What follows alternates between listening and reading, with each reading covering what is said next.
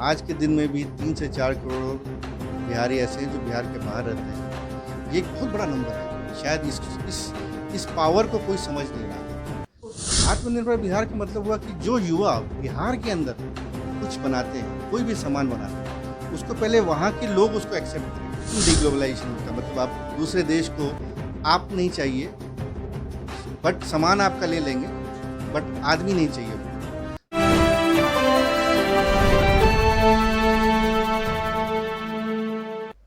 नमस्कार।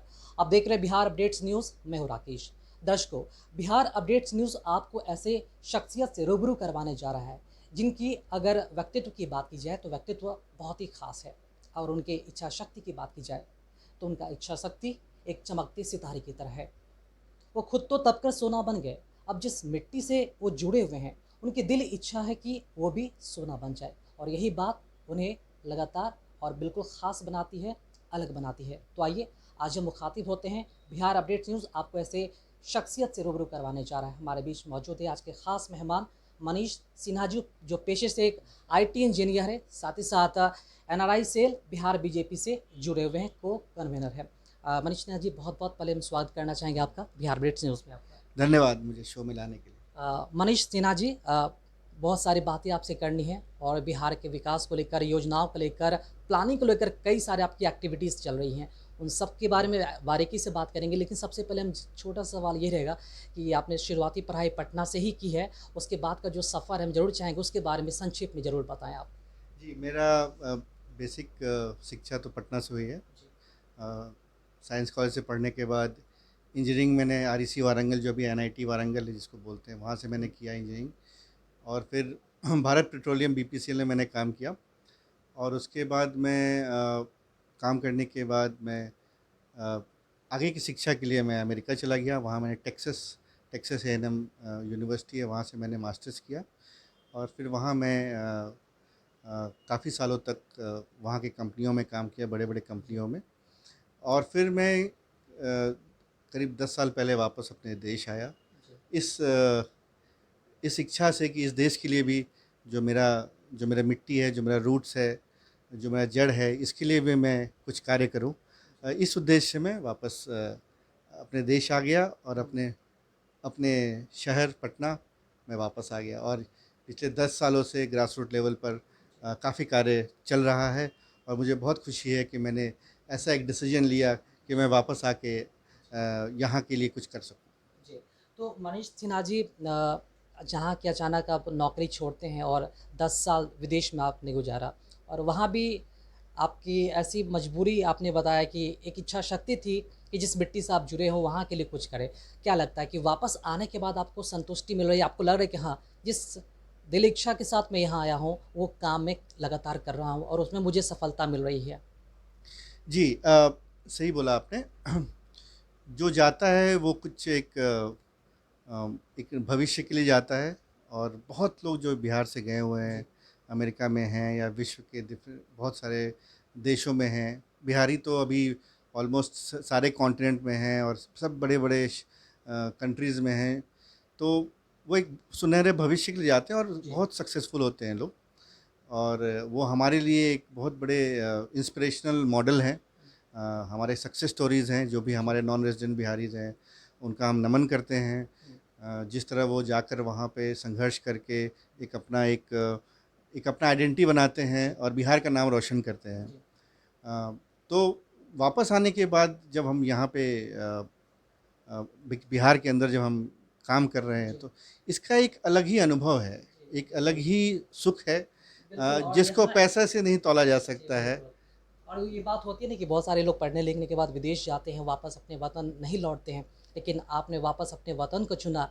ये हमारे लिए, हमारे देश के लिए सौभाग्य की बात है, और बेहद ही मजबूत इच्छा शक्ति के साथ आप वापस आए हैं। एक अहम सवाल आपसे ये जानना चाहेंगे, आपकी एक संस्था भी है पॉजिटिव के नाम से, बिहार पॉजिटिव के नाम से, तो जानना चाहेंगे ये संस्था कितने वर्ष हो गए, कितने लोग इससे जुड़ पाए हैं और क्या लाभ इससे मिल पा रहा है लोगों को? संस्था पिछले 9 साल से कार्य कर रही है। जी। और हमारा 3 हेल्थ सेंटर है, छपरा, सिवान और पटना में।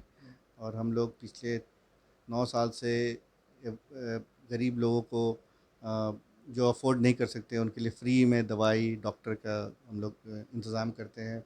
ओपीडी सेंटर चलता है हमारा। हर एक साल हम लोग एक आई कैंप करते हैं जिसमें 2-2,500 लोग आते हैं, जिनको सिवान में हम लोग करते हैं। इनको हम लोग बस से लाते हैं पटना, यहाँ ऑपरेट करा के फिर वापस उनको उनके घर 2-3 दिन रख कर, सब फ्री ऑफ कॉस्ट हम लोग कोशिश करते हैं कि ये कार्य पिछले 9 साल से चल रहा है। और हम लोग गाँव रूरल स्पोर्ट्स को प्रमोट करते हैं, क्रिकेट टूर्नामेंट, फुटबॉल टूर्नामेंट, और ये सब हम लोग पिछले 8-9 साल से कर रहे हैं। और डॉक्टर राजेंद्र प्रसाद की जन्म दिवस को, एनिवर्सरी को हम लोग भव्य रूप से हर एक साल पिछले 5 सालों से मना रहे हैं दिल्ली में, पटना में, और जिसमें हमें जनता का बहुत अच्छा सहयोग मिलता है और बहुत संतुष्टि होता है, बहुत अच्छा लगता है हमें ऐसे महान व्यक्ति को याद करके, जो एक देश, हमारे बिहार के लिए तो एक गौरव है बहुत बड़े, और देश के लिए इतने बड़े नेता थे जिनको हम याद करते हैं। और हम चाहते हैं कि उनको उनके नीतियों को, उनके जीवनी को यहाँ के लोग और समझें और उस राह पर चलें। अब जैसा कि आप जानते हैं कि उनके नाम पे कोई राष्ट्रीय दिवस नहीं है अभी तक। हम लोग इस मुद्दे को भी लेकर सरकार के पास रिप्रेजेंटेशन दे रहे हैं, और हमें उम्मीद है कि बहुत जल्दी ही कुछ न कुछ इसमें रास्ता निकलेगा, और राजेंद्र बाबू के नाम पे भी एक राष्ट्रीय दिवस होगा। जी, बिल्कुल। एक अहम सवाल ये भी आपसे जुड़ा हुआ है कि चूँकि हम बात कर रहे हैं मनीष सिन्हा जी के बारे में, तो खुद ये युवा हैं और युवा उद्यमी के रूप में इनकी पहचान भी पूरे बिहार भर में है। तो सीधा-सा सवाल मेरा रहेगा आपसे कि बिहार के युवाओं के लिए आप क्या कर रहे हैं और आगे क्या करना चाहते हैं? देखिए, जैसे वर्ल्ड का जियोपॉलिटिकल पॉलिटिक्स चेंज हो रहा है, देश के अंदर भी काफ़ी बदलाव आ रहा है।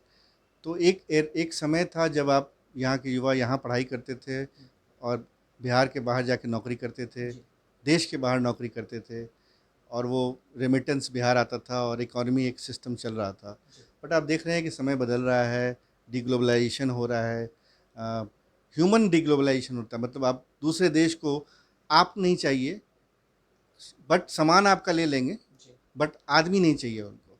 तो ऐसे में यहाँ बिहार के अंदर ही अपॉर्चुनिटीज़ हम लोग को बढ़ाना पड़ेगा। जी, हर एक युवा को थोड़ा डिफरेंट सोचना पड़ेगा।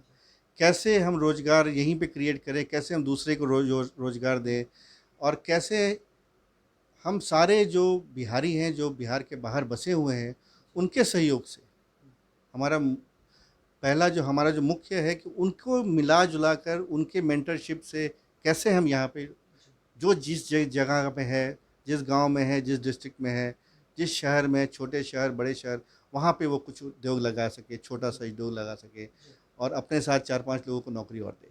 जी। मनीष सिन्हा जी, कोरोना का माहौल है, ऐसे में चुनावी मौसम यानी कि चुनाव बेहद ही नज़दीक है। आपकी भी एक्टिविटीज़ में देखी जा रही है। तो क्या ओवरऑल क्या देख रहे हैं आप? कोरोना के माहौल में चुनाव होने जा रहा है, आपने वर्चुअल रैली भी जॉइन किया है। तो क्या अब तक का एक्सपीरियंस रहा और क्या लगता है कि कितना इस बार क्या बदलाव होने जा रहा है? क्या मुद्दा रहेगा इस बार जनता के लिए? देखिए, ये बिहार का इलेक्शन जो होगा, ये देश का पहला वर्चुअल इलेक्शन होगा, डिजिटल इलेक्शन होगा। तो बिहार इसमें बहुत बड़ा एक लीड लेगा। मेरे ख्याल से ये एक ऐतिहासिक होगा। और पूरा कैंपेन तो मुझे नहीं लगता है कि फिज़िकल कैंपेन होने वाला है, ये जी। पूरा डिजिटल कैंपेन होगा। और इसमें बीजेपी काफ़ी सक्रिय था और बहुत पहले से वर्चुअल रैली स्टार्ट किया था। अब जो मेरा पोर्शन है उसके बारे में हम बता सकते हैं। जो मुझे जिस चीज़ का मुझे अ, मेरा जिस चीज़ में मुझे काम करना है, वो बेसिकली अगर आप देखिए तो मेरा फोकस नॉन रेजिडेंट बिहारी है। बिकॉज़ आज के दिन में भी 3 से 4 करोड़ बिहारी ऐसे हैं जो बिहार के बाहर रहते हैं। ये एक बहुत बड़ा नंबर है। शायद इस पावर को कोई समझ नहीं रहा है। ये जब एक साथ जुट जाएँगे और बिहार की प्रगति में अगर डायरेक्टली लग जाएँगे, अपना योगदान देंगे, तो एक बहुत बड़ा पावर की तरफ उभरेंगे। तो इनके विचारों को हम लोग कैसे लॉन्ग टर्म, जो बिहार का स्ट्रैटेजी है, जो बिहार का विज़न है, उसमें इनको जोड़ा जाए। और उसका एक तरीका ये है कि जो बीजेपी का मैनिफेस्टो है, उसमें इनके विचारों को लिया जाए। तो अभी हम लोग जो है पूरे विश्व में सारे जो एनआरबीज़ हैं, सबसे हम लोग अपील कर रहे हैं, उनको बता रहे हैं कि आप अपना सुझाव भेजें। उसको कंपाइल करके हम लोग जो घोषणा कमेटी है उसको हम लोग फॉरवर्ड करेंगे, और हमें उम्मीद है कि हमारे सुझाव को देखा जाएगा और उसको इनकॉर्पोरेट किया जाएगा। दूसरी चीज़ है जो हम लोग एक स्टेप और आगे जाना चाहते हैं कि अगर आप ई डिजिटल बूथ कार्यकर्ता बन, आप जहाँ भी रहते हो, आप अमेरिका में हो, इंग्लैंड में हो, आप बॉम्बे में हो, आपको मालूम है आपका रूट्स कहाँ है, उसका बूथ कहाँ है। अगर आप डायरेक्टली काम करना चाहते हैं तो आप डिजिटली आप जुड़िए और वहाँ पे बूथ मैनेज कीजिए, वहाँ से हम लोग उनको जोड़ेंगे। तो 2-3 इनोवेटिव तरीक़े से हम लोग इस पूरे चीज़ को आगे बढ़ाना चाहते हैं। जी। एक अहम सवाल ये भी है कि कोरोना संकट के बीच में प्रधानमंत्री नरेंद्र मोदी का एक वाक्य या सेंटेंस आया, आत्मनिर्भर भारत। आत्मनिर्भर युवा, आत्मनिर्भर बिहार, हर लोग आत्मनिर्भरता से इसे जोड़कर देख रहे हैं। कई लोग इसके नेगेटिव रिज़ल्ट भी देख रहे हैं। बहुत सारे लोग इसका नेगेटिव मतलब भी समझ रहे हैं। आप इसे किस तरह समझाना चाहेंगे लोगों को, जनता को, युवाओं को? आत्मनिर्भर मतलब ये नहीं हुआ कि हम लोग सेल्फ सेंटर्ड हो जाएँ। जी। आत्मनिर्भर बस अपने लिए। हुँ। हम अपने आप को मजबूत करें जी। और पूरे दुनिया के में मार्केट करें। हुँ। तो आत्मनिर्भर भारत के आधार पे ही हमने आत्मनिर्भर बिहार, जो हमारा पहला वर्चुअल रैली हुआ था ना, उसके आधार पे हमने आत्मनिर्भर बिहार, और जो कि अब बीजेपी का भी बीजेपी आत्मनिर्भर बिहार पे जी। पूरा फ़ोकस है। तो आत्मनिर्भर बिहार का मतलब हुआ कि जो युवा बिहार के अंदर कुछ बनाते हैं, कोई भी सामान बनाते हैं, उसको पहले वहाँ के लोग उसको एक्सेप्ट करें, जी। उस चीज़ को खरीदें, उस चीज़ को प्रमोट करें। हुँ। और उससे क्या होगा, जो हमारा जो भी डे टू डे नीड्स है, जो हमको दूसरे स्टेट से जितना कम हम कर सकें, जितना चीज़ हम बिहार में बना सकें, और उसके बाद इस चीज़ को हम दूसरे राज्यों में ले जाएँ, दूसरे देश में ले जाएँ, जी। तो वो एक हम अपने पैर पे खड़ा हो जाएँगे एक और तरह से आत्म लोकल को बढ़ावा देने की जो बात है लोकल। वो है। थोड़ा परिवार से जुड़ा क्वेश्चन हम ज़रूर आपसे करना चाहेंगे। काफ़ी सारे आपकी एक्टिविटी रहती है, बिज़ी शेड्यूल आपका रहता होगा। फैमिली को समय कैसे दे पाते हैं और परिवार में कौन-कौन है, ज़रूर बताना चाहेंगे आप? देखिए, मैं बेसिकली जो भी करता हूँ उसको एन्जॉय करता हूँ, जी। और जब मैं एन्जॉय करता हूँ तो मुझे कोई चीज़ भार नहीं लगता है। हुँ। तो परिवार से बैलेंस रखना बहुत ज़रूरी है, जी। और मुझे लगता है एक ज़िंदगी का बहुत अहम हिस्सा है कि आप जी। अपने परिवार के साथ समय दें। उसको बैलेंस करते हुए मैं सब करता हूँ। ऐसा नहीं जी। है कि मैं एक चीज़ के ऊपर इतना लगा हुआ हूँ कि जी। परिवार को नहीं। तो यानी कि उसके लिए सबको मैं बैलेंस करते हुए चलेंगे। चलते-चलते बिहार के जनता और युवाओं के नाम कोई मैसेज देना चाहेंगे आप? युवा बिहार में एक युवा शक्ति है, जी। और युवा अपने शक्ति को पहचाने जी। और अपने आप को आत्मनिर्भर बनाएँ।